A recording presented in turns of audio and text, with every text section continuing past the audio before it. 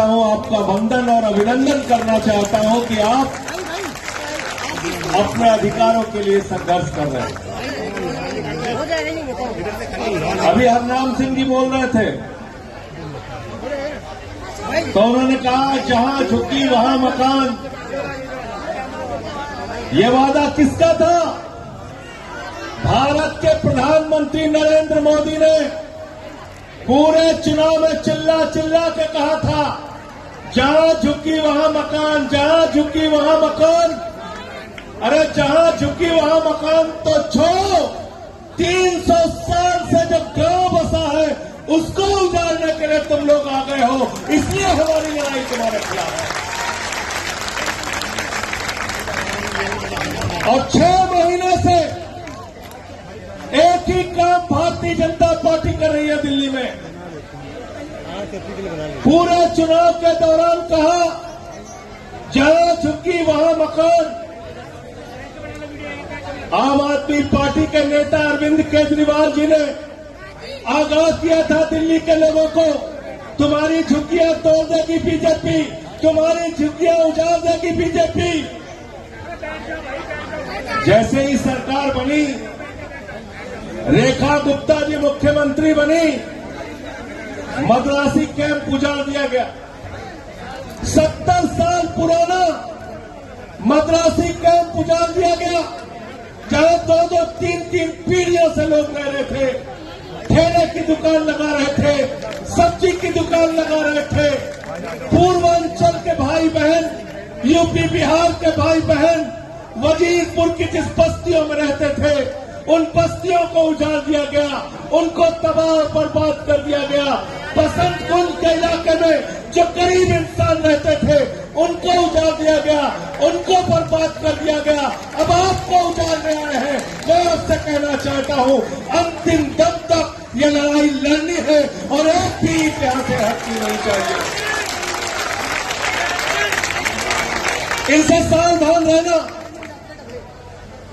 ये बुलडोजर को अपना हथियार बनाते हैं।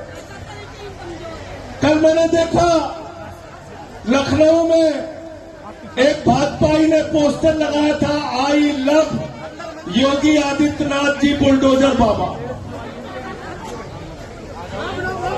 हमने तमाम बाबा सुना है, एक देश में हो गया बुलडोजर बाबा। तो बुलडोजर बाबा कहां मिलते हैं? भारतीय जनता पार्टी में मिलते हैं।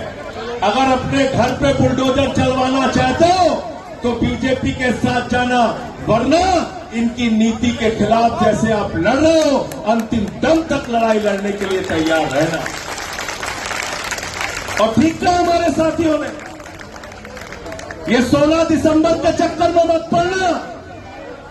ये 16 दिसंबर की एक तात्कालिक राहत तो आपको मिली है, लेकिन याद रखना नरेंद्र मोदी की निगाह आपकी इस जमीन के ऊपर है, आपके इस गांव के ऊपर है, क्योंकि यहां की जमीन, इस गांव की जमीन अपने मालिक अडानी को देना चाहते हैं, इसलिए इस गांव को उजाड़ना चाहते हैं। ये नौकरी करने वाले नौकर लोग हैं, देश के प्रधानमंत्री नहीं हैं।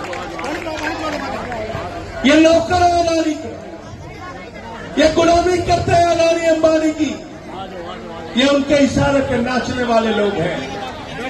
आपकी जमीनों पे आपका घर तोड़ देंगे, आपको चौराहे पे खड़ा कर देंगे, यहां के स्कूल अस्पताल तोड़ देंगे और ये जमीन अडानी को उठा के देंगे उद्योग लगाने के लिए, होटल बनाने के लिए।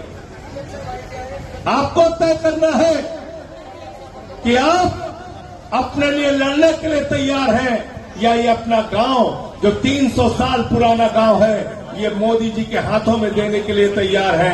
ये आपको तय करना है। अगर आप लड़ने के लिए तैयार रहेंगे, आपके साथ कंधे से कंधा मिलाकर आपका ये भाई आपकी लड़ाई लड़ने के लिए तैयार रहेगा।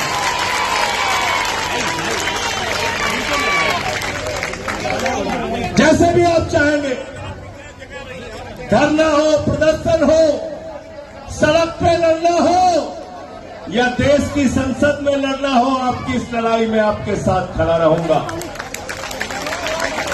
हमारे नेता अरविंद केजरीवाल जी ने मुझे आदेश दिया कि आपको जाना है आपको इस लड़ाई में रहना है और गरीब की बस्ती उजड़नी नहीं चाहिए। उसके लिए जो कुछ भी खामियाजा उठाना पड़ेगा उसको उठाने के लिए तैयार है। हम लोगों को तो जेल और मुकदमे सब कुछ मिल गए, सब कुछ मिल गया, जेल मुकदमा सब। लेकिन न जेल से डरना है, न मुकदमे से डरना है, न लाठी डंडे से डरना है।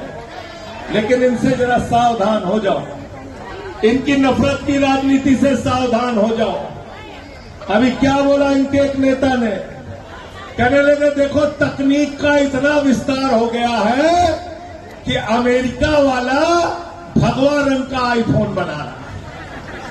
बोले नहीं बोले, ऐसे ही बेवकूफ बनाते हैं आपको। तो अब अमेरिका वाला अगर भगवा रंग का चक्कू बनाएगा और आपके पीठ में मारा जाएगा भगवा चक्कू, तो कहेंगे पूरा मत मानना, ये भगवा चक्कू है आपके पीठ में मारा जा रहा है। तो ये भाजपाई जो है, ये भाजपाई भगवा 56 छुरी है, भगवा 56 छुरी। इनसे सावधान रहना। ये अपना भगवा रंग का हाथ में छुरा लेके आपकी पीठ में मारने के लिए तैयार है, आपके पेट में मारने के लिए तैयार है। इनसे सावधान हो जाना, वरना इनके हिंदू मुसलमान के एजेंडे में अगर फंसे रहोगे तो कभी तुम्हारा घर उजाड़ेंगे, कभी स्कूल उजाड़ेंगे, कभी अस्पताल उजाड़ेंगे। आपकी तकदीर को बर्बाद करने के लिए ये भारतीय जनता पार्टी दिल्ली में आई है। इसको यहां से खदेड़ना होगा और हम आपकी लड़ाई में आपके साथ खड़े हैं। बहुत बहुत शुक्रिया, बहुत बहुत धन्यवाद। माफी चाहते हुए आज अभी एक कार्यक्रम में मुझे और जाना है, इसलिए मैं यहां से निकल रहा हूं। विधायक जी और बाकी साथी हमारे यहां मौजूद रहेंगे।